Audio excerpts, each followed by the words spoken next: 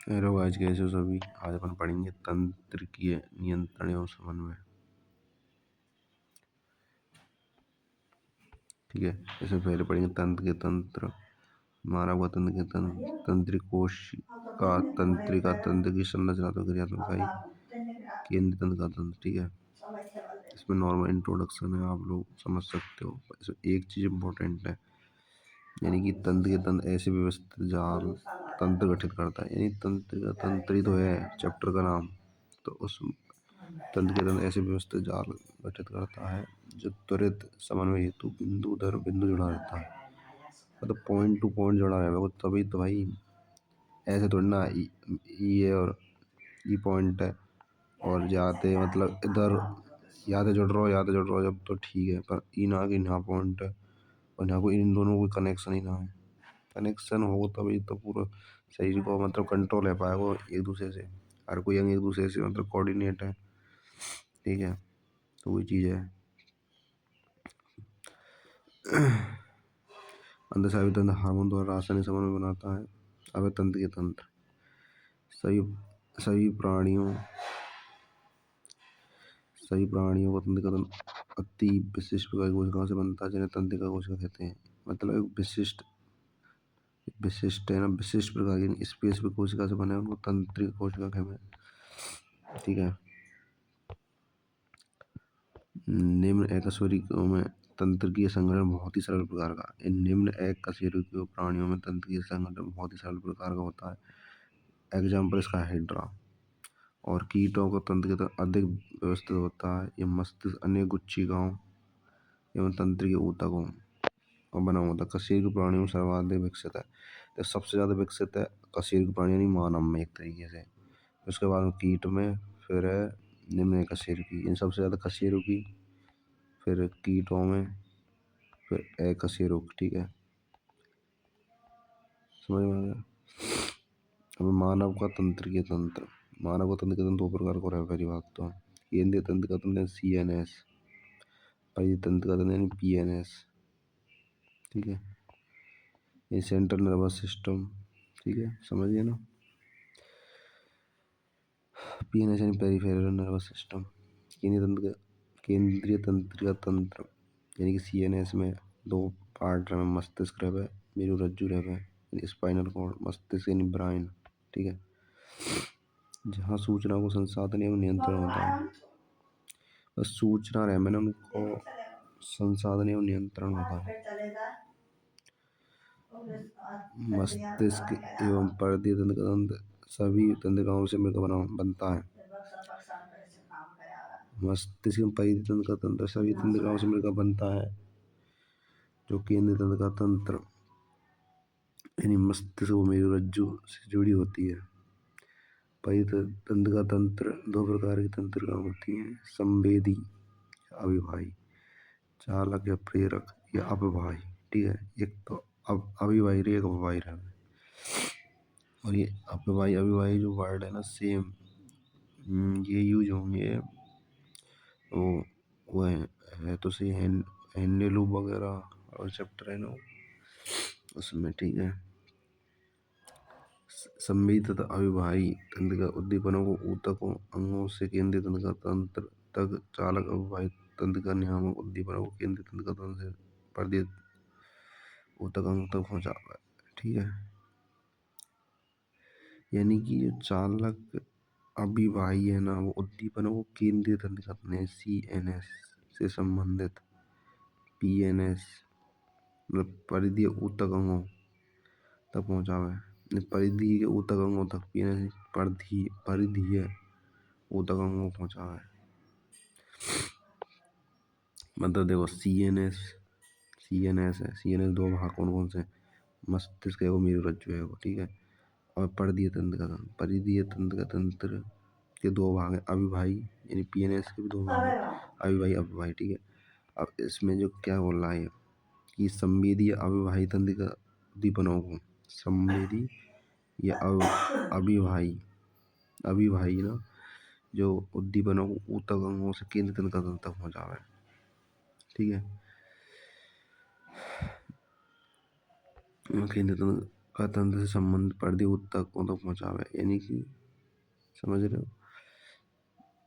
इसके बाद में साहब परिधि तंत्र का तंत्र दो भागों में, पीएनएस दो भागों में बटा हुआ है, कायिक तंत्र का तंत्र, कायिक और स्वायत्त, ठीक है। कायिक तंत्र का तंत्र उद्दीपन को केंद्रित तंत्र का तंत्र शरीर अनैच्छिक अंगों जैसे चिकनी पेशियों में पहुंचाता है। स्वायत्त तंत्र का तंत्र अपने दो भागों में बटा होता है, अनुकंपी परानुकंपी। अंतरंग तंत्रिका तंत्र या परिधीय तंत्र का तंत्र का एक भाग है। पीएनएस को पार्ट है। पीएनएस को पार्ट कौन सा? अंतरंग तंत्र का तंत्र। इसके अंतर्गत वे सभी तंत्रिका तंत्रिका तंतु गुच्छिका जालिका सम्मिलित होती हैं, जिनके द्वारा केंद्रीय तंत्र का तंत्र से आवेग अंतरंगों तक, अंतरंगों से केंद्रीय तंत्र का तंत्र तक संचारित होते हैं। मतलब जो पीएनएस के अंदर तो ये आता ही है अपना अंतरंग तंत्र का तंत्र, जो तंत्रिकाएं तंत्रिका तंतु गुच्छिका जालिका इसमें सम्मिलित है, इनके द्वारा केंद्रीय तंत्र का तंत्र से आवेग अंतरंगों तक पहुंचाए जाते हैं, अंतरंगों से केंद्रीय तंत्र का तंत्र तक संचारित होते हैं, ठीक है। वह तंत्रिका कोशिका तंत्रिका तंत्र की संरचनात्मक क्रियात्मक इकाई। तंत्रिका या तंत्रिका तंत्र की संरचनात्मक इकाई क्या? न्यूरॉन के बाद ध्यान रखो न्यूरॉन एक सूक्ष्म संरचना है, 3 पार्ट में डिवाइडेशन है, कोशिका काय धर्माक्ष तंत्रिकाक्ष। चित्र में बता दूंगा, ठीक है, वो तो भी देख लो थ्योरी ना। 3 पार्ट में कोशिका काय धर्माक्ष तंत्रिकाक्ष, ठीक है।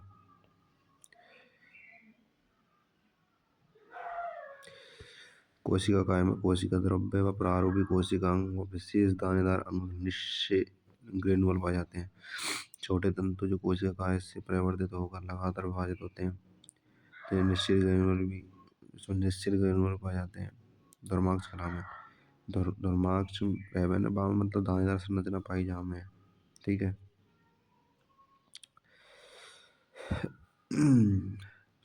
ये तंतु उद्दीपन को कोशिका काय की ओर भेजते हैं। तंत्रिका कोशिका में एक तंत्रिकाक्ष निकलता है। तंत्रिका कोशिका में एक तंत्रिकाक्ष, देखो तंत्रिकाक्ष की संख्या एक ही रहेगी ऐसी कंडीशन हो, ठीक है। तंत्रिका कोशिका में एक तंत्रिकाक्ष निकलता है, इसका दूरस्थ भाग शाखित शाखा में बटा होता है और प्रत्येक शाखित भाग का अंतिम छोर पर लड़ी नुमा संरचना होती है, जिन्हें सिनेप्टिक नोव यानी सिनेप्टिक पट्टिका कहते हैं। इसमें रसायन न्यूरोट्रांसमीटर पाए जाते हैं। देखो चित्र में बताता हूँ जो समझ में आएगा। मैंने न्यूरॉन के 3 पार्ट बताए थे ना। एक तो बताया था मैंने कोशिका का है फर्स्ट, ठीक है। दूसरा बताया था मैंने धर्माक्ष, ठीक है। कोशिका का ये हो गई, ठीक है। ये कोशिका का है पूरी, जो मतलब ये ढक रखी है ना कोशिका का है ये पूरी, ठीक है। धर्माक्ष यानी कि देखो ये इस तरीके से शेप है, ठीक है। ये शाखाओं बढ़ रहे हैं ना, ये इधर धर्माक्ष है। अब निश्चिन ग्रेनुअल दानेदार संरचना अंदर जो ये दिख रहे हैं ना आपको रेड रेड से, ठीक है, ये निश्चित ग्रेनुअल है, ठीक है। अब सामने में देखो एक श्वान कोशिका है जो ये दिख रही होगी। अब तंत्रिकाक्ष मैंने अभी बताया था एक सिंगल होता है, जैसे पूरी लड़ी है ना, ये पूरी तंत्रिकाक्ष है। अब देखो इसमें बताया था तंत्रिका आगे शाखा में बढ़ जाता है, उसमें मतलब थैलीनुमा संरचना में ये पुट्टिका जैसी संरचना, ये क्या है? सिनेप्टिक पुट्टिका बोली जाती है। और ये जो सराय, ठीक है, ये तो सिनेप्टिक पुट्टिका है गई, और तंत्रिका सरा अंतिम सराय। और देखो ये माइलिन आच्छाद है, पूरे जो दिख रहे हैं ना पूरे ढके हुए, ये पूरा माइलिन आच्छाद बना रहा है, ठीक है। और देखो ये इन दोनों के बीच में जो श्वान कोशिका है ना, इनके बीच में जो ये स्पेस है वो रेनिवर के नोड कहलाता है, ठीक है ना।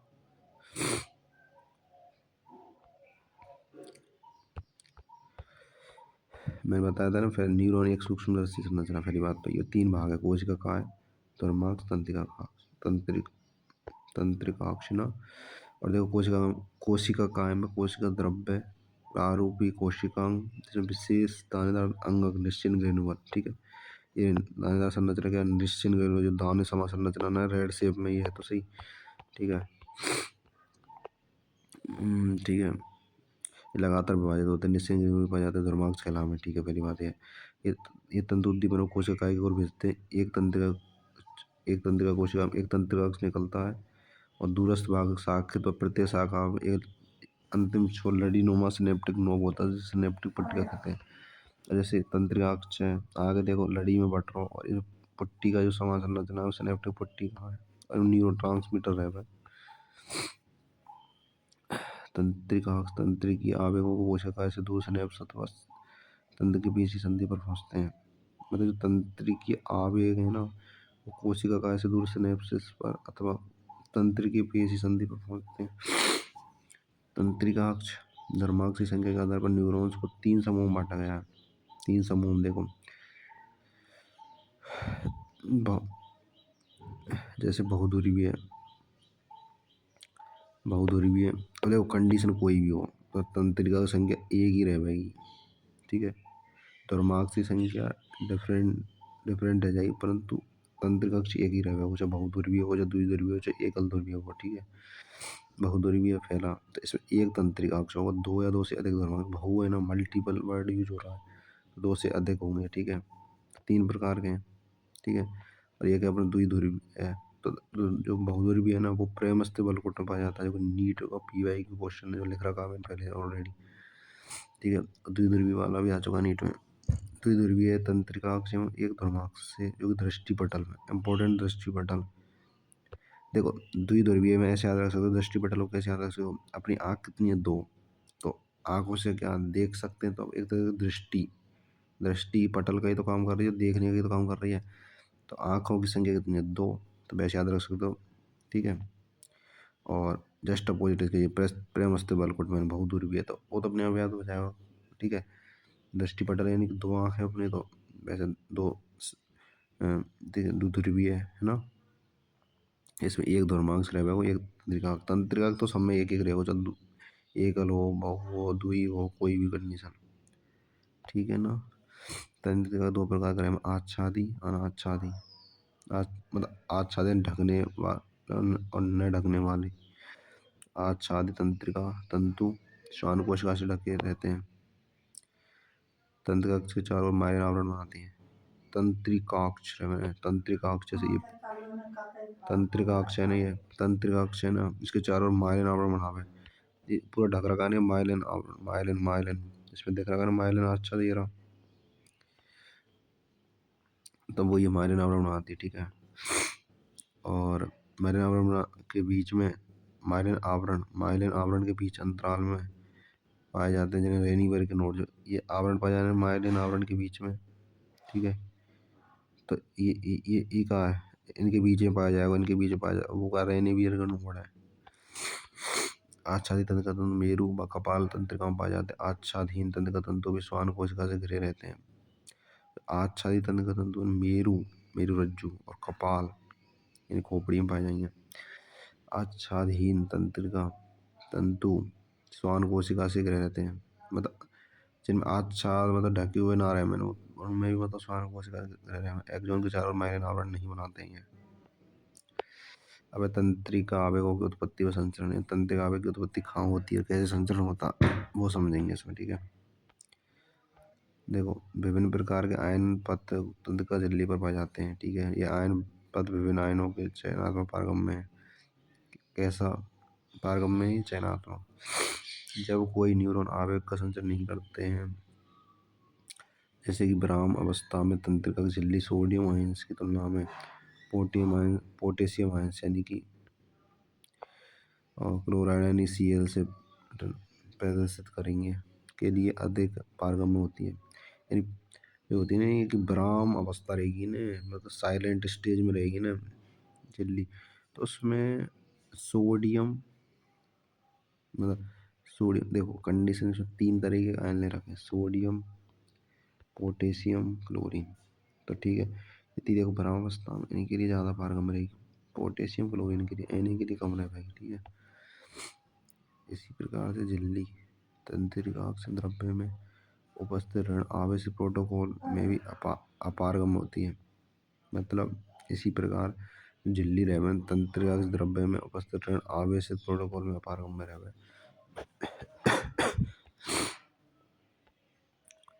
धीरे धीरे तंत्रिका अक्ष के तंत्रिका द्रव्य में पोटेशियम ऋणात्मक आवेशित प्रोटीन की उच्च सांद्रता, ठीक है,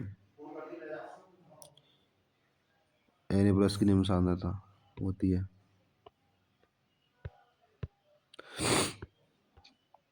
इस विभिन्नता के कारण सांद्रता प्रवणता बनती है।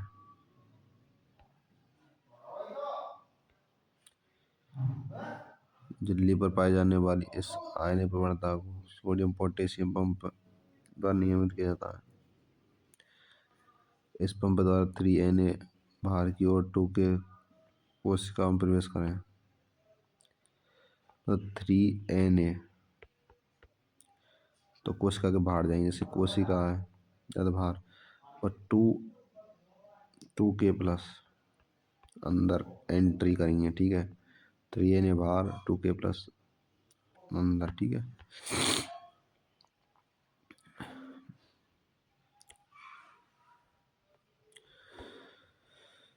परिणाम स्वरूप तंत्रिका झिल्ली की बाहरी सतह धनावेशित, क्योंकि देखो सीधा फंडा है, यदि देखो 3Na पॉजिटिव बाहर जाता है, Na यानी कि पॉजिटिव की संख्या ज़्यादा है, ठीक है।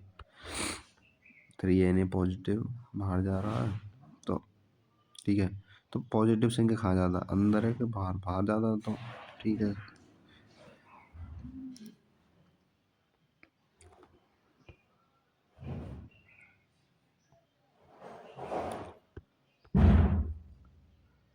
आंतरिक सतह ऋणावेशित हो जाती है, ये ध्रुवित हो जाती है। विराम स्थिति में प्लाज्मा झिल्ली पर इस विभवांतर को विराम कला विभव कहा जाता है। जब किसी एक स्थान पर ध्रुवित झिल्ली पर आवेग होता है,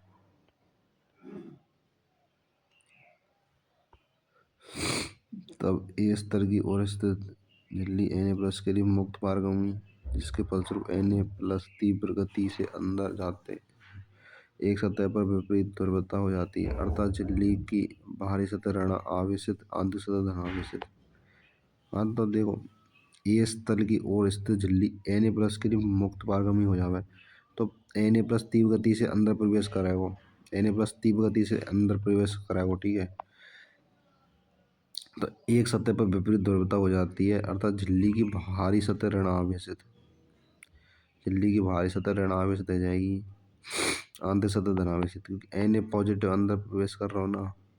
ए स्थल पर झिल्ली की विपरीत ध्रुवता होने से बी ध्रुवीकरण हो जाता है। ए झिल्ली की सतह पर भी विद्युत विभवांतर क्रियात्मक विभव कहलाता है। विद्युत विभव में अंतर होता है ना, उसको क्रियात्मक विभव कहते हैं, ठीक है।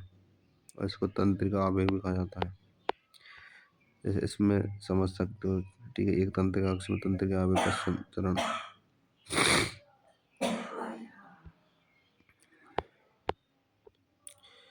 अब जैसे तंत्रिका अक्ष से कुछ आगे, जैसे स्थान बी झिल्ली के बाहरी सतह पर धनात्मक आवेश, आंतरिक सतह पर ऋणात्मक आवेशित। परिणाम स्वरूप ए स्थल से बी स्थल की ओर झिल्ली की आंतरिक सतह पर आवेग विभव का संचरण होता है। अतः स्थान ए पर आवेग क्रियात्मक विभव उत्पन्न होता है। तंत्रिका अक्ष की लंबाई के समांतर क्रम का पुनरावर्तन होता है, आवेग का संचरण होता है।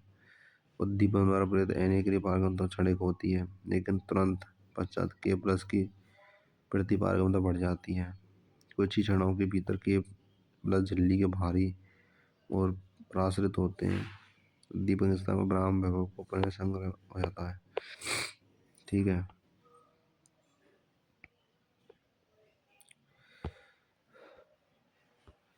आवेग संचरण, तंत्रिका आवेग को एक न्यूरॉन से दूसरे न्यूरॉन तक संचरण सिनेप्स द्वारा होता है, सिनेप्सिस द्वारा, ठीक है। और एक सिनेप्सिस का निर्माण पूर्व सिनेप्टिक न्यूरॉन तथा पश्च सिनेप्टिक न्यूरॉन की झिल्ली द्वारा होता है। सिनेप्टिक दरारें द्वारा विभाजित हो भी सके, ना भी हो सके। सिनेप्सिस दो प्रकार के हैं, एक तो विद्युत सिनेप्स है, एक रासायनिक सिनेप्स। आपान में जो पाई जाए विद्युत सिनेप्स है, यानी कि ना, सॉरी, आपान में रासायनिक सिनेप्स है, ठीक है। विद्युत सिनेप्स पर पूर्व और पश्च सिनेप्टिक न्यूरॉन की झिल्ली एक दूसरे के समीप रहेंगी। आप देखो, एक विद्युत है, ठीक है, आपको सोचो, एक विद्युत है, एक रसायन, तो फास्ट खुद अपने दिमाग भी लगा सकते हो, ठीक है। फास्ट चीज़ क्या हो सकती है? रसायन फास्ट हो सकता है कि विद्युत? ठीक है, विद्युत ही होगा, तो वही चीज़ है। तो इसमें जो पूर्व और पश्चिम सिनेप्टिक न्यूरॉन की झिल्ली एक दूसरे के समीप में है। एक न्यूरॉन से दूसरे न्यूरॉन तक विद्युत धारा का प्रवाह सिनेप्सिस से होता है। विद्युत सिनेप्स से आवेग का संचरण एक तंत्रिका से आवेग के संचरण के समान होता है। ये जो विद्युतीय सिनेप्स है ना, आवेग का जो संचरण एक तंत्रिका से आवेग के संचरण के समान है। विद्युतीय सिनेप्स से आवेग का संचरण रासायनिक सिनेप्स से संचरण की तुलना में अधिक तीव्र होता है। ये विद्युत जो सिनेप्स है ना, उसका आवेग का संचरण होता है रासायनिक सिनेप्स के संचरण की तुलना में अधिक तीव्र होता है। ठीक है, बहुत ई नीट में आ चुका है भाई, है ना। विद्युत सिनेप्स का संचरण मैंने अभी बताया था कि विद्युत फास्ट है भाई। विद्युत तो एक खुद ही समझ सकते हो थोड़ा दिमाग लगा के कि फास्ट वर्क होता है विद्युत का। जैसे कोई अपन को जैसे एग्जाम्पल तौर पर ले लो, अपने घर में बल्ब लग रहा है, ठीक है, तो उसका बोर्ड होगा, उसमें बोर्ड में बटन लग रहे हैं, वो चटकनी बोलते हैं इसको।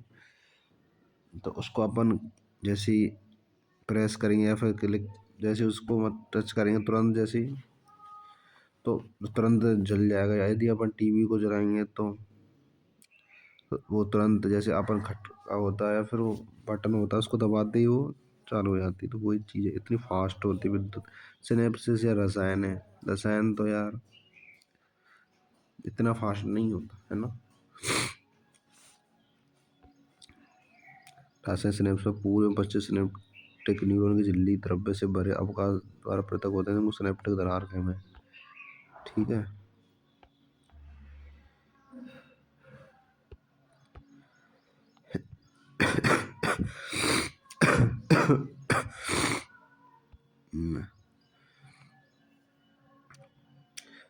सिनेप्स द्वारा आवेग संचरण में न्यूरोट्रांसमीटर कहलाने वाले रसायन सम्मिलित होते हैं। तंत्रिका अक्ष के छोर पर स्थित आश्रय पट्टिका तंत्रिका संचारी अणुओं से भरी होती है। जब तक आवेग तंत्रिका के छोर तक पहुंचता है, सिनेप्टिक जो पट्टिका की जो गति को झिल्ली की ओर उत्तेजित करता है। ये प्लाज्मा झिल्ली के साथ जुड़कर तंत्रिका संचारी अणुओं को सिनेप्टिक दरार मुक्त करती है। मुक्त किए गए तंत्रिका संचारी अणु पश्चिम सिनेप्टिक झिल्ली पर स्थित ग्राहियों जुड़ जाते हैं। इस जुड़ाव के फलस्वरूप आयन चैनल खुल जाते हैं। आयनों के आगमन से पश्चिम सिनेप्टिक झिल्ली पर नया विभव उत्पन्न होता है। वो उत्तेजक भी हो सकता है, अवरोधक भी हो सकता है। इसमें समझो, मैं इसमें समझाता हूँ आप लोगों को, ठीक है। ये अपना पूरा आयस तंत्रिका स्राव एवं सिनेप्सिस को प्रदर्शित करता है, ठीक है। तो ये ऊपर का जो है, ये क्या है? तंत्रिका अक्ष है पूरा। अब ये तंत्रिका का स्राव है, ठीक है। ये सिनेप्टिक आश्रय है, ठीक है, जिनको न्यूरोट्रांसमीटर बोलते हैं ना, वो ये पूर्व सिनेप्टिक झिल्ली है, ठीक है। और इधर इस साइड में देखो, ये पश्चिम सिनेप्टिक झिल्ली, ठीक है। अब ये पूरी दरार है, ये पूरी दरार जिसमें ये डॉट डॉट संरचना दिख रही है ना, वो सिनेप्टिक दरार है, ठीक है। मतलब इसमें और ये पूरा दिख रहा है ना, इसके बीच में पूरा ये सिनेप्टिक दरार है, इसके बीच में स्पेस दिख रहा है। अब गहराई जैसे लग रहे हैं डबल डबल दिख रहे होंगे ना, ये गहराई है। अब तंत्रिका संचारी ये डॉट डॉट संरचना देख रखी है ना ये। अब केंद्रीय तंत्र का तंत्र, केंद्रीय तंत्र का तंत्र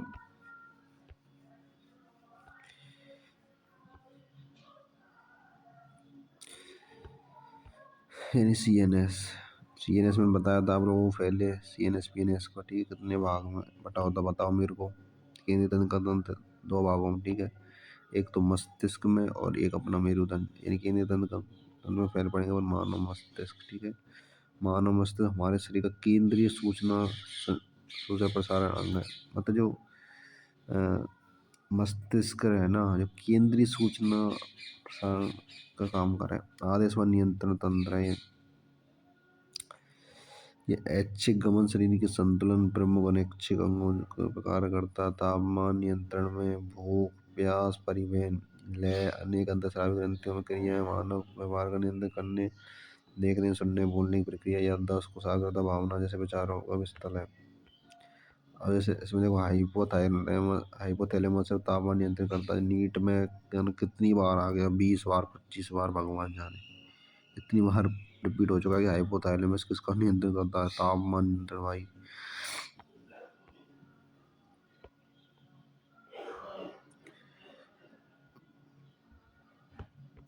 मानव मस्तिष्क के खोपड़ी द्वारा अच्छी तरह सुरक्षित रहता है। खोपड़ी के भीतर कपाली मेनिंजेस से घिरा होता है, जिसके बाहरी परत ड्यूरामेटर, बहुत पतली मध्य परत एरिकनोइड, एक आंतरिक परत पायोमेटर।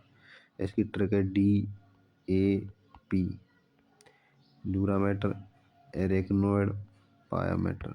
यहाँ पे मैंने ट्रिक लग रखा है पहले से, क्योंकि लास्ट स्टेज में मैं पढ़ा चुका हूँ। ठीक है, तो मेरी सारी वीडियो इस चैनल पर मिल ही जाएंगी, पर पहले की तुलना में इस साल में पूरा डीपली पढ़ा रहा हूँ। वो चीज़ ध्यान देने वाली बात है। मस्तिष्क को 3 भागों में विभक्त किया गया है: अग्र, मध्य, पश्च मस्तिष्क। ठीक है, अग्र मस्तिष्क में 3 पार्ट है: सेरिब्रम, थैलेमस, हाइपोथैलेमस। ठीक है, सेरिब्रम प्रमस्तिष्क जिसको बोलते हैं, वो मानव मस्तिष्क का सबसे बड़ा भाग है। इम्पोर्टेंट है, मानव मस्तिष्क का सबसे बड़ा भाग कौन सा है? सेरिब्रम, थैलेमस, हाइपोथैलेमस में से सेरिब्रम। ये गहरी लंबत बेदार प्रमस्तिष्क के 2 भागों में दाएं व बाएं प्रमस्तिष्क गोलार्ध को विभक्त करती है। ये गोलार्ध तंत्र का तंतु पट्टी कार्पस कैलोसम पर जुड़े रहते हैं। प्रमस्तिष्क गोलार्ध को कोशिकाओं की एक परत आवृत करती है, जिसे प्रमस्तिष्क बलकुट कहते हैं। ये निश्चित घनत्व में बदल जाती है। प्रमस्तिष्क बलकुट को इसके धूसर रंग के कारण धूसर द्रव्य कहा जाता है। इन प्रमस्तिष्क जो बलकुट है ना, जिसको सेरिब्रम बोलते हैं, ठीक है, वो कोशिकाओं की एक परत से आवृत रहे प्रमस्तिष्क बलकुट कहते हैं। ये निश्चित घनत्व में बदल जाता है। प्रमस्तिष्क बलकुट को इसके धूसर रंग के कारण क्या कहा जाता है? धूसर द्रव्य। तंत्रिका कोशिका सांद्रित होकर इसे रंग प्रदान करती है। प्रमस्तिष्क बलकुट में प्रेरक क्षेत्र, संवेदी भाग, बड़े भाग होते हैं जो स्पष्ट ना तो प्रेरक रहे में ना संवेदी रहे में। ये सहभागी क्षेत्र का नाम है। इम्पोर्टेंट है सहभागी क्षेत्र। वो संवेदी ही और वो प्रेरक ना रहे में, वो सहभागी रहे में, दोनों कंबाइंड हो। जल क्रिया, अंतर संवेदी सहभागिता, स्मरण, संपर्क सूत्र आदि के लिए उत्तरदायी है। इस परत के रेशे माइलिन आंचल से आवृत रहते हैं, जो कि प्रमस्तिष्क गोलार्ध का आंतरिक भाग बनाते हैं। इस परत को सफेद अपारदर्शी रूप से प्रदान करते हैं। जैसे इसमें मैं समझाता हूँ आप लोगों को।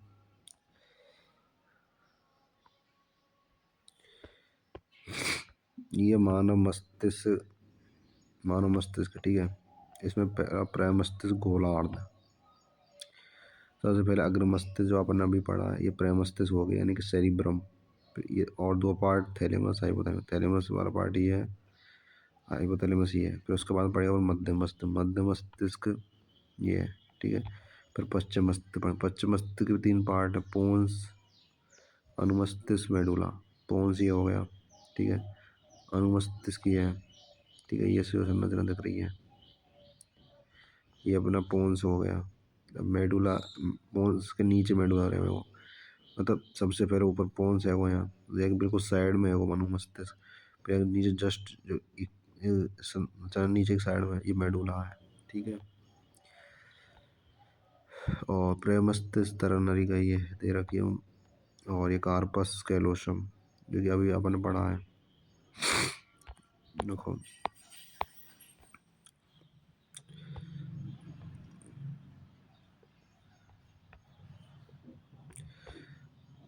जैसे द्रव्य कहते प्रेम मस्तिष्क थैलेमस नामक संरचना के चारों लिपटा रहता है। जो प्रेम मस्तिष्क होता है ना, प्रेम मस्तिष्क सेरिब्रम, थैलेमस नामक संरचना के चारों लिपटा रहता है, जो संवेदी और प्रेरक संकेतों का मुख्य स्थल है। संवेदना ग्रहण करे और जो भी कोई काम करवाना हो तो उसके लिए तुरंत प्रेरक का काम करता है। थैलेमस के आधार पर स्थित मस्तिष्क का दूसरा मुख्य भाग हाइपोथैलेमस स्थित होता है। थैलेमस है मान के चला, तो इस पे जो दूसरा भाग है वो हाइपोथैलेमस है। ये थैलेमस है वो, तो यह के आधार का स्थित है हाइपोथैलेमस। ठीक है, हाइपोथैलेमस है ना भाई, ये बहुत इंपॉर्टेंट है यार। तापमान, खान पीने का नियंत्रण करता है। ये लाइन बहुत इंपॉर्टेंट, बहुत बार आ चुकी है, तो याद रखना। ठीक है, इसमें कई तंत्रिका स्रावी कोशिका भी होती हैं। कई तंत्रिका स्रावी कोशिका होती हैं। हाइपोथैलेमस हार्मोन का स्रावण करती हैं। प्रेम मस्तिष्क गोलार्ध का आंतरिक भाग अंदरूनी अंगों जैसे एमिगडाला, कैप्स आदि का समूह मिलकर एक जटिल संरचना का निर्माण करता है, जिसको लिम्बिक लोब या लिम्बिक तंत्र कहते हैं, जो कि नीट में आ चुका प्रश्न रिसेंट आया हुआ है 2024-25 में 2023-24 में आया, 23-24 का अराउंड आया हुआ, ठीक है। हाइपोथैलेमस के साथ मिलकर लैंगिक व्यवहार मनोभावनाओं के अभिव्यक्ति जैसे उत्तेजना, खुशी, गुस्सा, भय का नियंत्रण करता है। अब मध्य मस्तिष्क यानी मध्य मस्तिष्क, अग्र मस्तिष्क के थैलेमस, हाइपोथैलेमस तथा पश्चिम मस्तिष्क के पोन्स। देखो मध्य मस्तिष्क है तो अग्र मस्तिष्क तो थैलेमस हाइपोथैलेमस, तो पश्चिम मस्तिष्क के पोन्स के बीच स्थित होता है। जैसे यहाँ मैं चित्र में दिखाऊं तो अग्र मस्तिष्क को थैलेमस हाइपोथैलेमस, थैलेमस और सावी हाइपोथैलेमस, और पश्चिम मस्तिष्क को पोन्स, पश्चिम पोन्स के बीचों बीच में रहेगा वो मध्य मस्तिष्क, ठीक है। ये बीचों बीच, ये अग्र मस्तिष्क वही पश्चिम मस्तिष्क का पार्ट है, तो इनके बीचों बीच में है, ठीक है। एक नाल प्रेमस्थ तरलिका मध्य मस्तिष्क से गुजरती है, ठीक है। इसमें 4 लोब संरचना होती है, जिसे कार्पोरा कॉर्डिजेमिन्स बोलते हैं। पश्चिम मस्तिष्क के 3 पार्ट है, पोन्स, अनुमस्तिष्क, मध्यांश मेडुला ओब्लांगेटा। पोन्स रेसिनोमा पथ का बना होता है, मस्तिष्क के विभिन्न भागों को आपस में जोड़ता है। अनुमस्तिष्क की सतह विलगित होती है, न्यूरॉन्स को अतिरिक्त स्थान प्रदान करती है। मस्तिष्क का मध्यांश में रज्जु से जुड़ा रहता है। मध्यांश में श्वसन, हृदय परिसंचरी परिवर्तन, पाचक रसों के स्राव का नियंत्रण का केंद्र है। मध्य मस्तिष्क, पोन्स, मेडुला ओब्लांगेटा। मस्तिष्क स्तंभ के 3 भाग हैं। ये आपका चैप्टर खत्म होता है और इसकी डिटेल पीडीएफ आपको टेलीग्राम चैनल पे मिल जाएगी, और उसकी जो लिंक है डिस्क्रिप्शन में है ना, नीट शॉर्ट नोट्स के नाम से वो लिंक है ना, उस पर क्लिक करते ही आप लोग ज्वाइन हो जाओगे। उसमें पूरी एनसीईआरटी हाईलाइट मिल जाएगी आपको, ठीक है। फिजिक्स की मिल जाएगी, केमिस्ट्री की मिल जाएगी, बायो की मिल जाएगी, नोट्स भी मिल जाएंगे फिजिक्स केमिस्ट्री बायो के, ठीक है। All the best.